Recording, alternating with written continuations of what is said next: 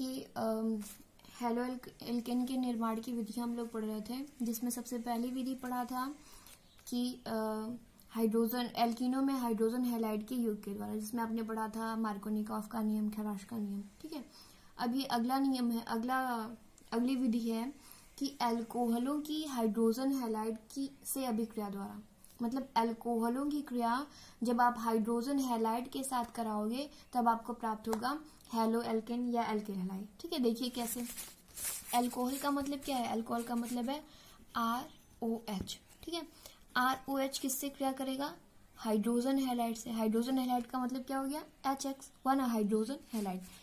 अब कहते हैं कि उचित परिस्थितियों में एल्कोहल हाइड्रोजन हैलाइड के साथ अभिक्रिया करके क्या बनाता है? Alkyl halide. अब देखिए ये R जो है ये इस X के साथ क्रिया करेगा। जब R X के साथ क्रिया करेगा तो RX यानी एल्किल हैलाइड, और यहाँ पे आपको क्या बन जाएगा? H2O, है ना। तो यहाँ पे क्या प्राप्त हुआ आपको? एल्किल हैलाइड प्राप्त हुआ ना। एल्किल हैलाइड या फिर हेलो एल्केन, बात एक ही है। ठीक है, यहाँ पे आपको मिल गया एल्किल हैलाइड। ठीक है, इसी तरीके से एकदम सिंपल है, बस कहते हैं कि उचित परिस्थितियों में, मतलब जब आपको रिएक्शन मिलेगा, जैसे इन प्रेजेंस ऑफ आप एथिल क्लोराइड के प्रेजेंस में कर रहे हो, एथिल अल्कोहल के प्रेजेंस में कर रहे हो, मतलब एथिल अल्कोहल की क्रिया करवा रहे हो हाइड्रोजन हैलाइड के साथ, तो उस सिचुएशन में यहाँ पे क्या होगा? ठीक है, तो वो इसलिए बोल रहा है उचित परिस्थितियों में।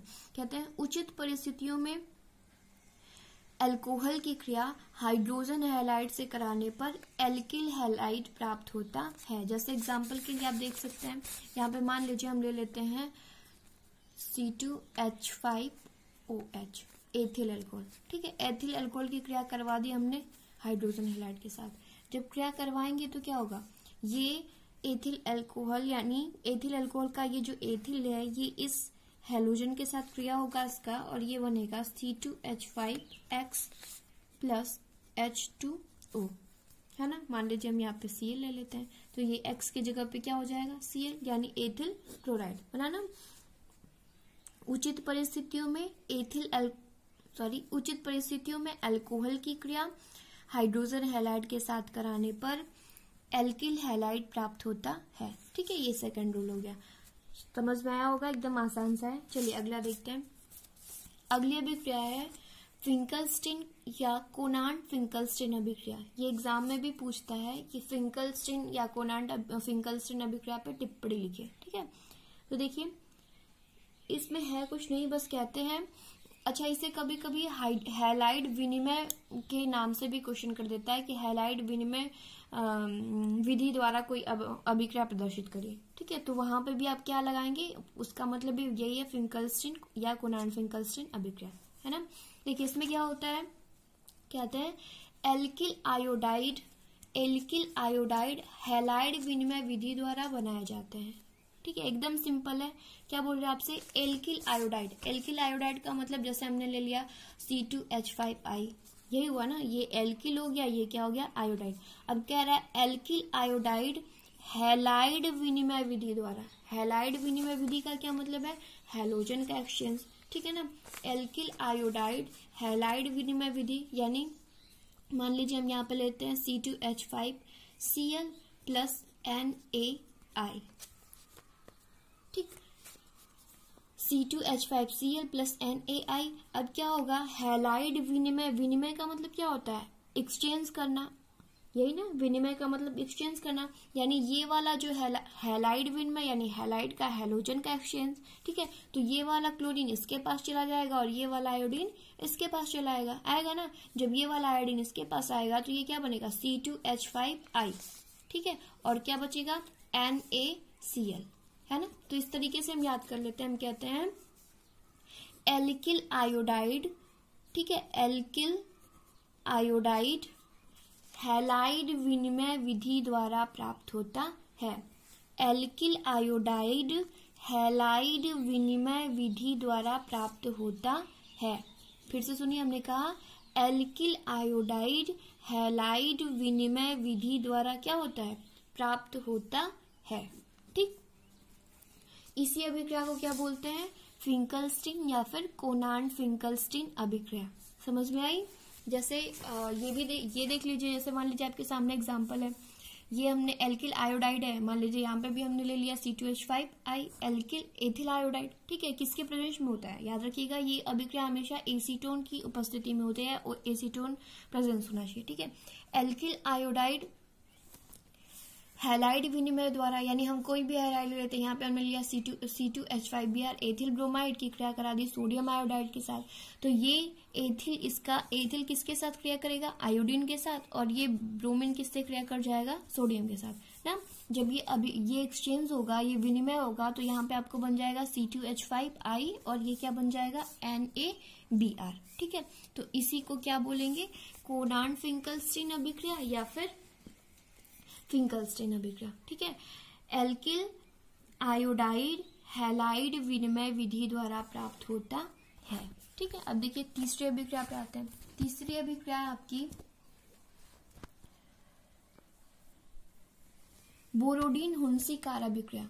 बोरोडीन हुंसीकार अभिक्रिया, ये 2015 या फिर 17 में ये क्वेश्चन आया था, ठीक है। बोरोडीन हुंसीकार अभिक्रिया, इसमें क्या कहते हैं, इसमें कहते हैं मोनोकार्बोक्सिलिक अम्लों के, मोनोकार्बोक्सिलिक अम्ल का मतलब क्या हुआ, कार्बोक्सिलिक अम्ल कितने होंगे, एक, ठीक है। देखिए मोनोकार्बोक्सिलिक अम्लों के, यानी कार्बोक्सिलिक अम्ल हो गया, बोल रहा आपसे मोनोकार्बोक्सिलिक अम्लों के सिल्वर लवण हुआ ना, मोनोकार्बोक्सिलिक अम्लों के सिल्वर लवण, यानी कि इसमें आप कुछ भी जोड़ देते, हमने जोड़ दिया CH3CH2, जैसे आप लिखते हो ना एसिटिक अम्ल लिखते हो, एसिटिक अम्ल लिखते हैं ना आप CH3COOH, ठीक है। उसी तरीके से ये बोल रहा है आपको कि मोनोकार्बोक्सिलिक अम्लों के, यानी कार्बोक्सिलिक अम्ल हो गया, यहाँ पे लवण की जगह पे क्या हो गया, सोडियम एसीटेट भी इसका इसी तरीके से आप बनाते हैं, ठीक है, वो भी। तो इसी तरीके से यहाँ मोनोकार्बोक्सिलिक अम्लों के सिल्वर लवण की, यानी ये जो सिल्वर लवण है इसकी एजे लगा दिया, सिल्वर लवण हो गया। मोनोकार्बोक्सिलिक अम्लों के सिल्वर लवण की CCl4 यानी कार्बन टेट्रा क्लोराइड विलयन में ब्रोमीन या फिर क्लोरीन से क्रिया कराने पर एल्किल हैलाइड प्राप्त होता है। ध्यान से देखिए, मोनोकार्बोक्सिलिक अम्लों के सिल्वर लवणों को कार्बन टेट्रा क्लोराइड विलयन में ब्रोमीन या क्लोरीन से क्रिया कराने पर क्या प्राप्त होता है, एल्किल हैलाइड प्राप्त होता है। सीधी सी चीज देख लेते हैं यहाँ पे। देखिए ये जब आप अभिक्रिया कराएंगे तो यहाँ से क्या होगा कि CH3CH2 जो है ये ब्रोमीन के साथ क्रिया करेगा, एक ब्रोमीन मॉलिक्यूल के साथ क्रिया करेगा और ये बनाएगा CH3CH2Br, ठीक।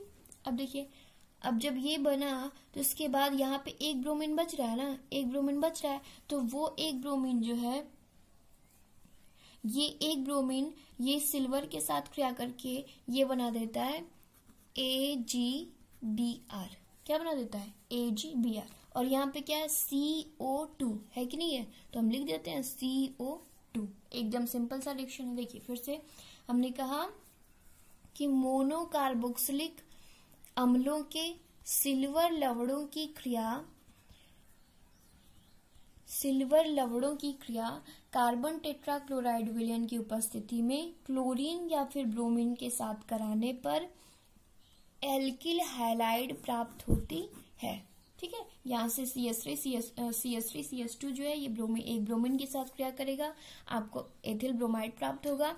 उसके बाद ये जो COO देख रहे हैं ये CO2 के फॉर्म में निकल जाएगा और एक AgBr के साथ क्रिया करके AgBr बना देगा, ठीक है। ये थी कुछ महत्वपूर्ण अभिक्रियाएं एल्किल हैलाइड के निर्माण के संदर्भ में, ठीक है।